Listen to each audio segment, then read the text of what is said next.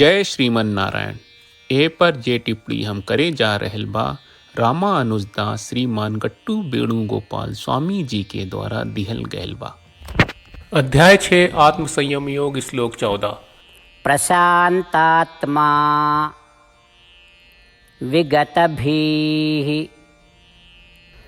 ब्रह्मचारी व्रते स्थितः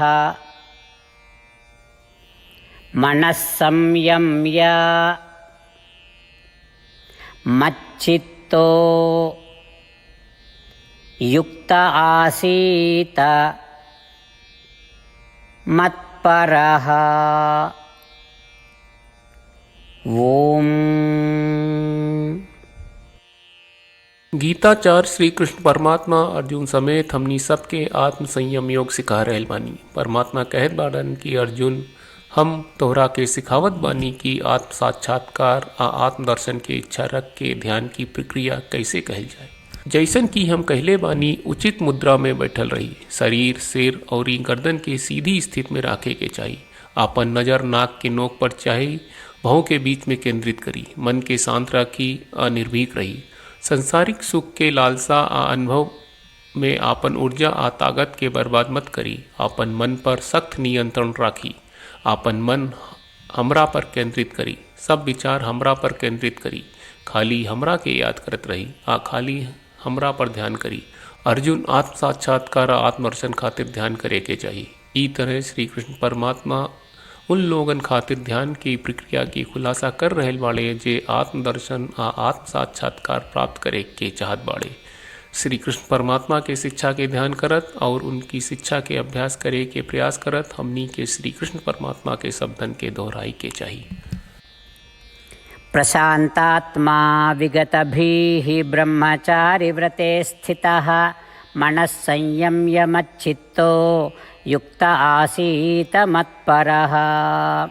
श्रीमद् भगवत गीता का पूरा सार श्री कृष्ण परमात्मा ने अध्याय 18वें के श्लोक 65 से 70 में 8 काम करे खातिर दिले बाड़े। श्री कृष्ण कहले हम ओ लोगन से प्रेम करनी जो लोग इन 8 बातन के मान तारे। हम ओ भक्तन के हर तरह से रक्षा करब। श्री कृष्ण परमात्मा के द्वारा बोलल गईल संपूर्ण भगवत गीता सुनला के बाद अर्जुन कहले करिष्ये वचनम त्वा, जेके मतलब बा कृष्ण मैं वही करब जौन आप कही। यही कारण बा श्री कृष्ण अर्जुन के हर तरह के सफलता आ विजय प्रदान करेले। आई परमात्मा के आपन व्रत देई कि हमनी के ये 8 गौ कर्म के पालन करी जा। ई वचन परमात्मा के देवे से बड़न कौनो पूजा तपस्या यज्ञ नहीं। हम 8 प्रण कहब जौन हमनी के करे के चाहिए। आप सब कृपया इन्हन के आपन दिमाग और दिल में सोची। श्री कृष्ण के आपन वचन देवे के ई तरीका में हमनी सबकी कल्पना करे के चाहिए कि श्री कृष्ण का चेहरा खुशी से चमकत बा और खुशी के एहसास करत बा। जय श्रीमन नारायण। यहाँ हमनी के 8 वादा बा। हमनी के पहला वादा, हे श्रीमन नारायण आपका निर्देश के मुताबिक हम हमेशा तोहार ध्यान करब और तोहार बारे में सोचब। हमनी के दूसर वादा, हे श्रीमन नारायण आपका सलाह का अनुसार हम हमेशा आपका भक्त रहब। हमनी के तीसर वादा, हे श्रीमन नारायण हम आपन सब काम तोहरा सेवा के रूप में और तोहरा संतुष्टि खातिर करब। हमनी के चौथा वादा, हे श्रीमन नारायण जैस की आप माने के कहले रहलू हमरा बहुत विश्वास बा कि हम आपके होई और हम हमेशा आपन दोनों हाथ जोड़ के आपके नमस्कार करब और आपकी पूजा करब। हमनी के पांचवा वादा, हे श्रीमन नारायण हमरा के तोरा बात माम एकम शरणम ब्रज 1866 याद कहले, जहाँ आप हमरा के आपन का अर्पित करे का कहा। श्रीमन नारायण मैं हमेशा तोहरे शरण में रहब। हमनी के छठवां वादा, हे श्रीमन नारायण हमरा के तोहरा बात माँ सुचहा 1866 याद कहले कि आप हमनी के शोक ना करे का आश्वासन दे रहे बड़े। हम अब और शोक ना करब। हमनी के सातवां वादा, हे श्रीमन नारायण आपने हमरा खातिर श्रीमद् भगवत गीता के वितरण करके हम सबके कृपा कहले और आशीर्वाद दहले बा। हम वादा करत बानी कि रोजाना कम से कम 1 श्लोक पढ़ब या सुनब। हमनी के 8वां वादा, हे श्रीमन नारायण आप गीता के पूरा मानवता तक ले गयलू। हम गीता में आपके दिव्य वचन के उन भक्तन तक पहुँचावे के प्रयास करब जे गीता से अपरिचित बा। हे श्रीमन नारायण, हम उई करम जौन तू करे का कहब, हम ऐसन व्यवहार करब जैसन आप चाहत बानी और हम खाली आपका खातिर काम करब। श्रीमन नारायण के रोज आपन वचन देहल कि हम ओइस करब जैस आप कहत बानी, ई अपने आप में बड़न पूजा बा। श्रीमन नारायण करशे वचनम त्वा, श्रीमन नारायण हम तोरे निर्देश के मुताबिक काम करब। सर्वम श्री कृष्ण अर्पणम अस्तु। जय श्रीमन नारायण।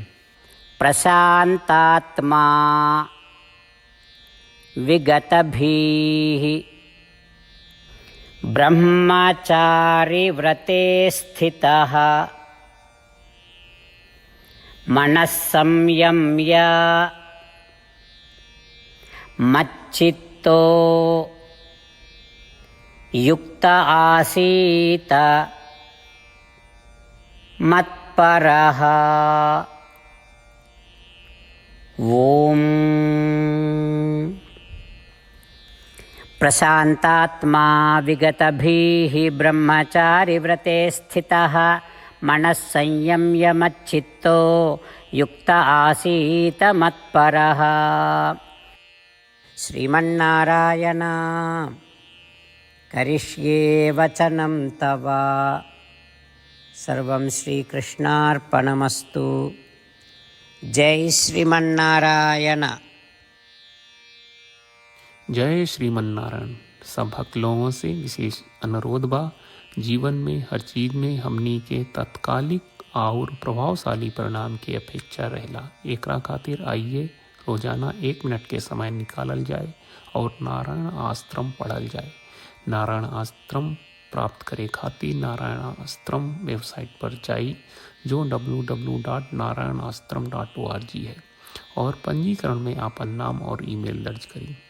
आपके द्वारा प्रदान कईल गई ईमेल पर आपका एक नारायण आश्रम PDF प्राप्त हुई। PDF में एक रामायण श्लोक, एक गीता श्लोक और एक विष्णु नामम बा। ये तीनों के मिल के नारायण आश्रम कहल जाला। हर व्यक्ति के ये श्लोक के अलग अलग संयोजन मिलेला। जब हर कोई 24,000 भक्तन के साथ रोजाना आपन नारायण आश्रम पढ़त आ सुनत बा, ता हर दिन संपूर्ण रामायण का 1 दौर, श्रीमद् भगवत गीता पारायण के 33 दौर और श्री विष्णु सहस्त्रनाम स्तोत्र पारायण के 24 दौर प्रतिदिन पूरा होएला। ई एक बहुत ही उल्लेखनीय और विलक्षण परिणाम बा, जौन हर एक दिन ऐस करे से निकलेला। ये कारण बा कि आप और आपके परिवार के सदस्य तुरते जाके आपन नारायण आश्रम प्राप्त करी। जय श्रीमन नारायण।